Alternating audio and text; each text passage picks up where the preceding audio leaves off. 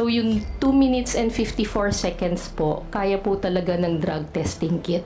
Mabilis pong lumabas yung resulta. Yung mga sinasabi po nilang 5 minutes, yun po yung maximum time na i-allow namin na lumabas yung line ng drug test. Pag lumabas po yung linya, hindi na humawawala yun, negative na kayo.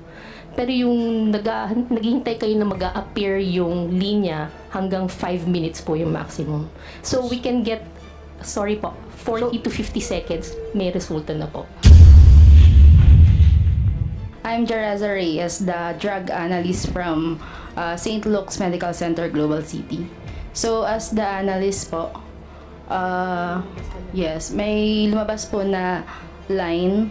So sa drug test kit po natin, meron dun yung control line at saka yung line for the drug analyte. So dun po sa resulta, may lalabas po dapat siya talaga na line as negative. Negative. Yes. Negative. Yes po. Alright. St. Luke's. In fairness to St. Luke's, it's very clear here sa drug test report na ginawa nila to Marcos Ferdinand Jr. Romualdez. Nakalagay dito ang pangalan. The result is drug metabolite is cocaine. So it's correct. Na cocaine talaga. So cocaine yung pinapatest niya. Yes po. Siya Yes mismo po. ang volunteer na cocaine ang ipapatest. So result negative. Further questions? Bakit 2 minutes? Sabi niyo possible. Kayang-kaya 2 minutes. Yes po. Okay.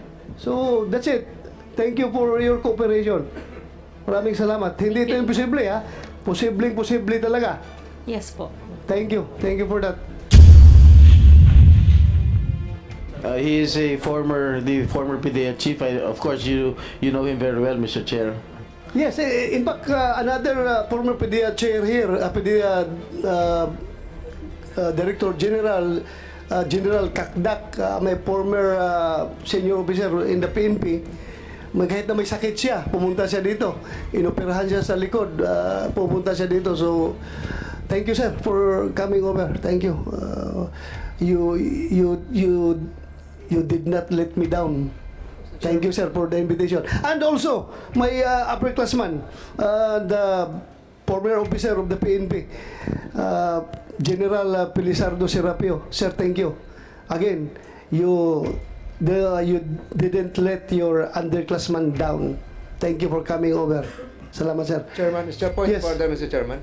Ha? Point of order. Yes, go ahead. Where do we start? With the surprise or... St. Luke's muna. St. Luke's muna. Please continue, ma'am. At saka yung... sige. Go ahead. Continue. St. Luke's. So head po ako ng drug testing laboratory ng St. Luke's Medical Center, Global City. So yung 2 minutes and 54 seconds po, kaya po talaga ng drug testing kit. Mabilis pong lumabas yung resulta. Yung mga sinasabi po nilang 5 minutes, yun po yung maximum time na i-allow namin na lumabas yung line ng drug test. Pag lumabas po yung linya, hindi na humawawala yun, negative na kayo. Pero yung naghihintay kayo na mag-a-appear yung linya, hanggang 5 minutes po yung maximum. So we can get, sorry po, 40 to 50 seconds, may resulta na po. 40 to 50 seconds, may resulta na. So yung doubt nila na 2 minutes so fast is not improbable and is not impossible. Correct, sir. Correct? Yes, sir. Okay, we May have the linya ba answer. lumabas, Doktora? Um,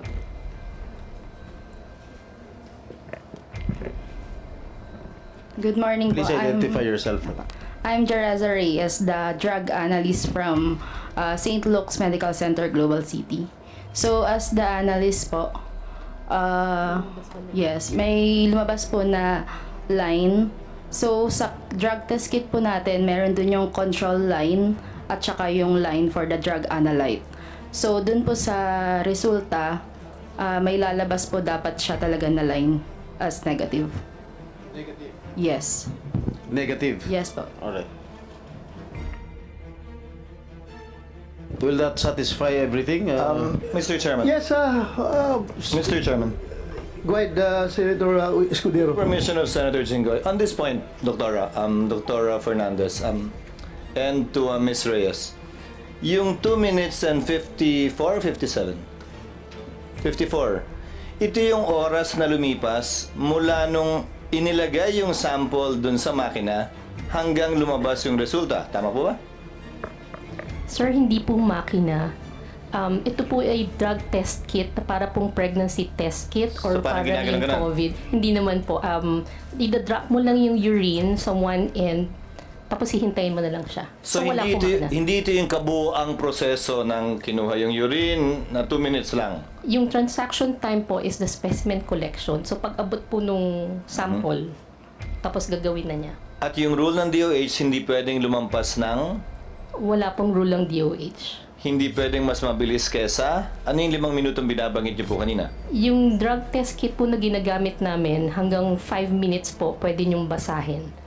Now, I remember the press con of then Executive Secretary, no, he was not yet Executive Secretary at that time, he was about to be, Vic Rodriguez. Sabi niya, tinest daw po sa lahat ng uri ng droga. Ano-ano pong klase ng droga tinest o lahat po ba kasama? Kanino po? Kay Yung test po na ginawa ninyo, cocaine lang po ang pinagawa. cocaine lang po ang pinagawa. Opo, Hindi po kasama ang iba. hindi po. Yung resultang yun po ba isinapubliko? Ano po? I saw it on GMA, read it on in the papers. The results of the drug test. Is what? If I may Nanggaling answer, po sa amin? if I may answer, Senator Cheese, this was widely publicized in 2021, if I may recall, if my memory serves me right. So it was publicized, ma'am. It didn't come from St. Luke's. It We do came not from know. the person tested. So, Personally. Mr. Senator Chis, yung drug test na ito na pinag-uusapan na ito, yung sinabi ni Executive Secretary Rodriguez, this pertains to the drug test that you made on the former Senator Bongbong Marcos? Yes. Yes. Yung ba ibig mong sabihin? Yes. Opo. Yan yun? Opo. So, you said that particularly cocaine ang tinitest ninyo. Why cocaine? Yun po yung hiningi niya Hiningi ni nung pasyente. sinong pasyente? Si Marcos po. President Marcos. Then, Senator Marcos. Yun ang gusto niyang hingin about cocaine. yun po lang ang So, hiningi niya. your laboratory is capable of tracing cocaine residues dun sa ihi ng pasyente. Yes po. So, iba yung ginagamit nyo sa cocaine, iba yung ginagamit nyo sa shabu. Iba rin Iba po. gagamitin ninyo sa marijuana. Am I correct? Opo. Pero kung ako, walk-in lang ako, pupunta ako doon sa iyo, I want a drug test. Anong gagamitin ninyo? Kung ano pong hihingin nyo. Oh, may ganun ba na hingin? Kasi lahat ng tao dito sa Pilipinas magpa-drug test.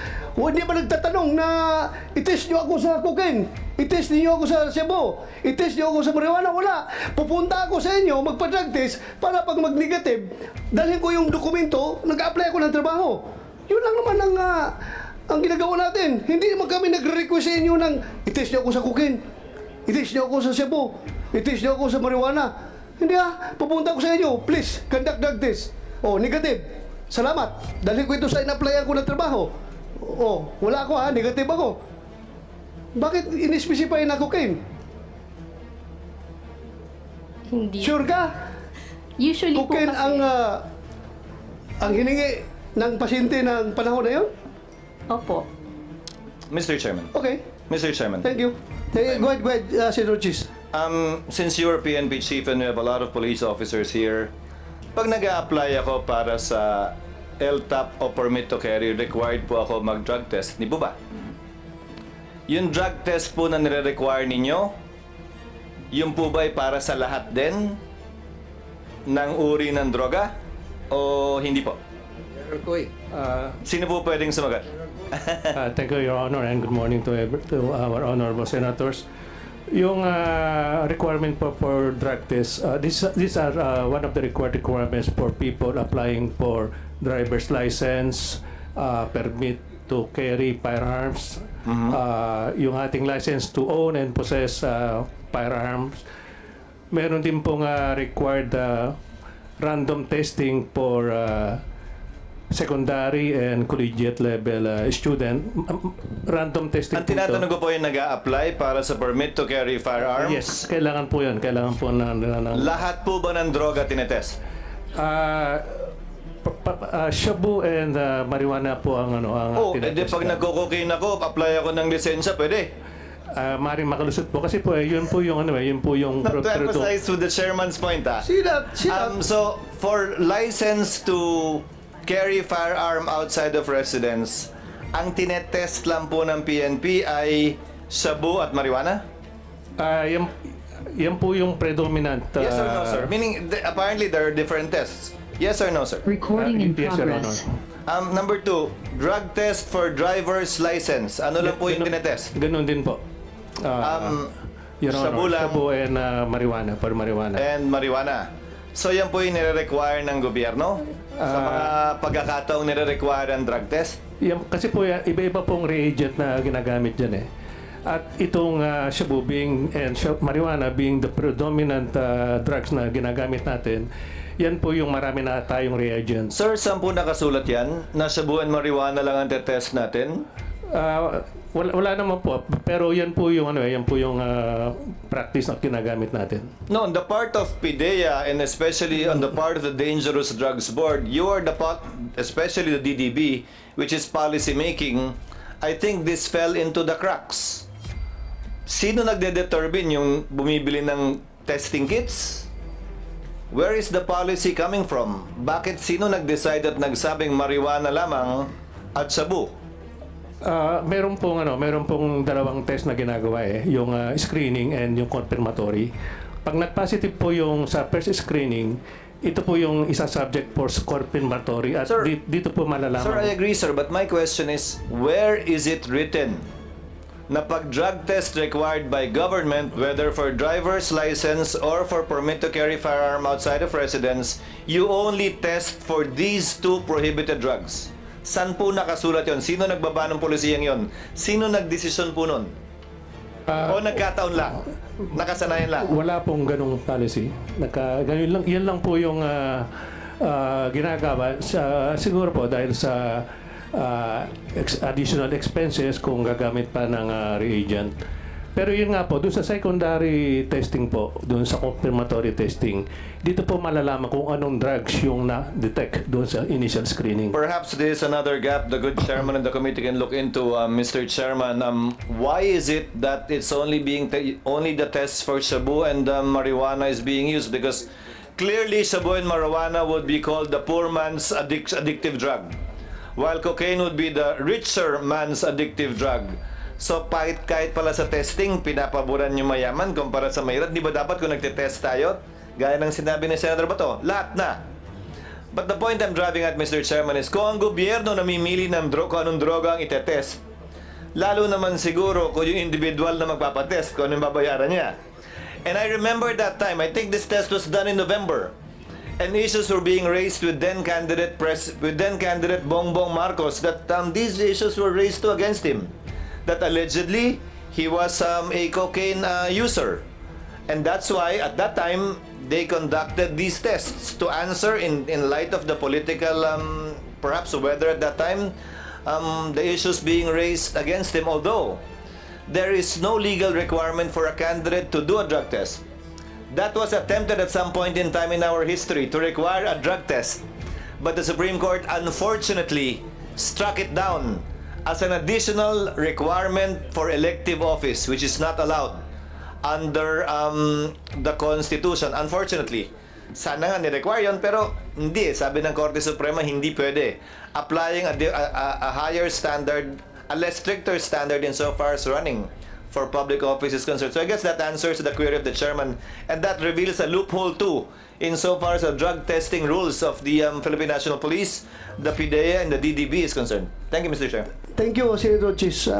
So I presume that as a result of this inquiry in aid of legislation, this committee will propose a measure requiring all candidates to undergo drug test before they will be I know it's bawal according to our constitution. So pag mag-propose tayo, automatically, hindi yan makakalusot because that's unconstitutional. Just to set the record straight, because people are listening to us right now. Sabi ni Bato, kailangan daw ng ang committee niya is in aid of legislation. So we are waiting for legislation na pwede niya ma-come up after this hearing. So kung mag-propose tayo ng ganong legislation requiring candidates to undergo drug test, sigurado according to Senator Chis Escudero, that's unconstitutional. So hindi talaga makalusot yan dito. So please, you are listening right now. Yan po ang explanation. But nothing prevents the chair and the committee from instructing the DDB from coming up with relevant policy as it is its job under the law. Yes. So far as the type of tests to be conducted whenever drug testing is required, as the case may be for the issuance of a driver's license or for the issuance of a permit to carry a firearm outside of residence or any other circumstance the Thank you. executive branch may necessitate. Thank you, Pati Your yung Honor. random drug test, nag-random drug test tayo sa Senado. I'm also curious, Recording ano in ba yung progress. tinetest sa random drug test? Baka naman pili lang din. So again, I urge the DDB, come up with policy guidelines with respect to these things. Required and random drug test. Alam mo mga yung- droga i-test natin? Alam mo yung random drug test, Mr. Chair, Senator Chis Escudero, lalo na sa PNP, nung panahon na bata pa kami, ang random drug test, mahal yan kasi. Nung panahon, magastos talaga yan. Magpa-drug test ka ng maraming tao. Ang ginagawa ng mga commander namin, pinipili lang yon, random kuno ha, pero pinipili yung mga mukhang adik na pulis. Ikaw. Mag-drug test ka. Totoo ha, totoo ba? Just to, para hindi masayang ang resources ng gobyerno, talaga pinipili yung mga nabalitaan na gumagamit ng droga na pulis. Ikaw, drug test ka. Random ito ha, random. Oh. Purposive sampling pala yun, hindi pala random sampling. Purposive sampling. Ikaw, kasi alam ko gumagamit ka. But going back to St. Luke's, in fairness to St. Luke's, it's very clear here sa drug test report na ginawa nila to Marcos Ferdinand Jr. Romualdez. Nakalagay dito ang pangalan. The result is drug metabolite is cocaine. So it's correct. Na cocaine talaga. So cocaine yung pinapatest niya. Yes po. Siya Yes mismo po. ang volunteer na cocaine ang ipapatest. So result negative. Further questions? Bakit 2 minutes? Sabi niyo possible. Kayang-kaya 2 minutes. Yes po. Okay. So that's it. Thank you for your cooperation. Maraming salamat. Hindi ito imposible ha. Posibleng-posible talaga. Yes po. Thank you. Thank you for that. Senator Jinggoy? Maybe we can excuse the doctors from St. Luke's already, since they have already answered our questions. Unless other Yeah, senators will ask some questions. Sandali lang ha. Sandali